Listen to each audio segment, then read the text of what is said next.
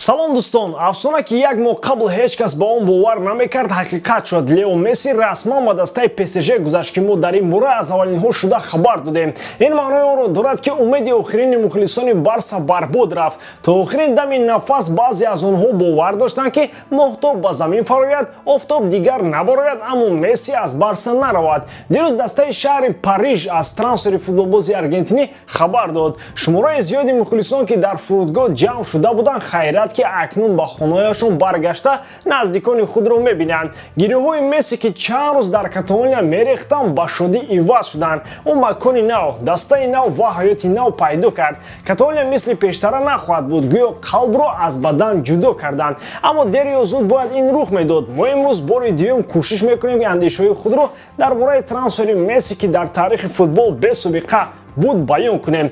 ва ду хабари дигар ҳам дорем ки аз он огаҳӣ пайдо кардани шумо зарар надошт. Барселона бояд бидуни Месси буданро омӯзад. вобастагии Барса аз Месси шабеҳи кӯдаки ширхӯра буд. акнун ин кӯдак калон шуд ва дигар бояд мустақилона барои ёфтани хӯрданӣ ва пӯшиданӣ заҳмат кашад. солҳои охир вобастагии Барса аз Месси чунон бузург шуд ки дар набудани ӯ бозингарони каталонӣ дасту по хӯрда мешуданд. суол ба миён меояд ки дар ҳамин шарту шароит рафтани Месси ба суди ки аст? маълум аст ки ПСЖ футболбози беҳтарини ҷаҳонро соҳиб гардид. ҳолати Барса чӣ мешавад акнун? ки он бозиҳое ки Барса мувоҷиҳаи шикаст аст наҷот медиҳад? рафтани Месси минуси 25 30 гол ва 10-15 асист дар як мавсим мебошад. ин кори андаку мандак нест. ки ҳамаи вазифаҳои Мессиро ба кала мегирад? аён аст ки ҷои ӯро ба пуррагӣ бо томи маънои ин гап гирифта наметавонанд. ҳадди ақал ки аст он нафаре ки вазифаҳои голзании Мессиро бар дӯши худ мегирад? айни ҳол чунон менамояд ки функсияи ӯро куман ба чанд футболбоз тақсим мекунад. метавон дар рафтани Месси ҷиҳатҳои мусбат гуфт ва онро пайдо кард.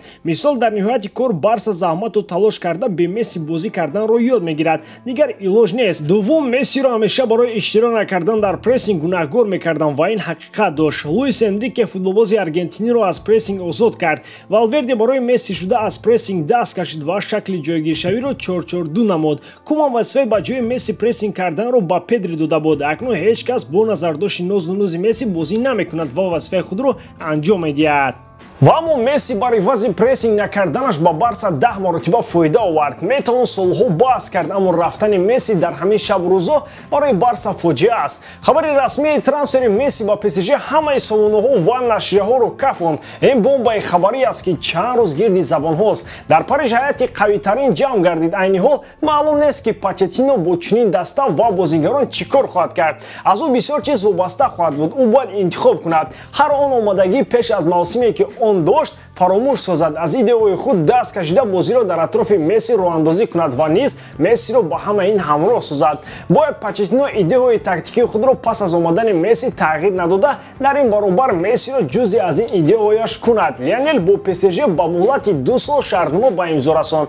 дастаи шаҳри Париж метавонад боз як мавсими дигар шартномаи Мессиро тамдид кунад. Месси ва Неймар боз якҷо шуданд. агар ин даста ҳадди ақал ба финали Лигаи Чемпионҳо набарояд, ин нокомӣ маҳсуб хоҳад шуд. баъд аз трансфери Месси ягон кас дар Барселона бозӣ кардан намехоҳад. агӯеро пеш аз осеб бардоштан ният дошт ки шартномаи худро бекор карда тарки Каталония намояд. ҳоло ҳамлагари дигар Мартин Брейтвейт дар сар андеша дорад ба дастаи Тоттенхем гузарад. экспертҳо ба ин андеша ҳастанд ки агар ягон кас осеб набардорад дар Барса, Брейтвейт ба футболбози захиравӣ ва нодаркор табдил меёбад. акнун худи ӯ намедонад ки кай дар бозии расмӣ дар ҳайати Барселона бозӣ мекунад. новобаста ба бозии қаноатбахш дар чемпионати Аврупо ӯро дар Барселона ҳолати хеле сода метавон баҳо дод.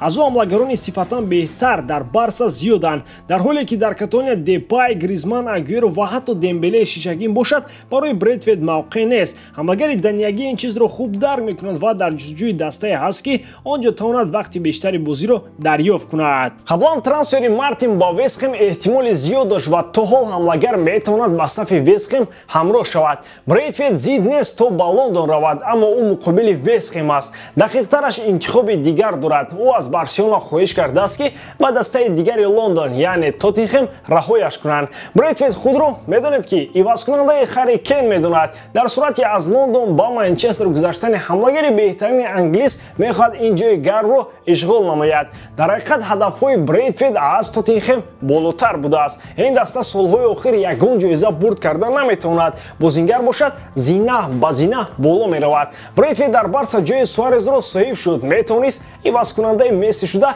масъулияти лидериро метавонист бар дӯш гирад, аммо ҳадаф дорад ҷойи ҳамлагари беҳтарини англисро ишғол намояд.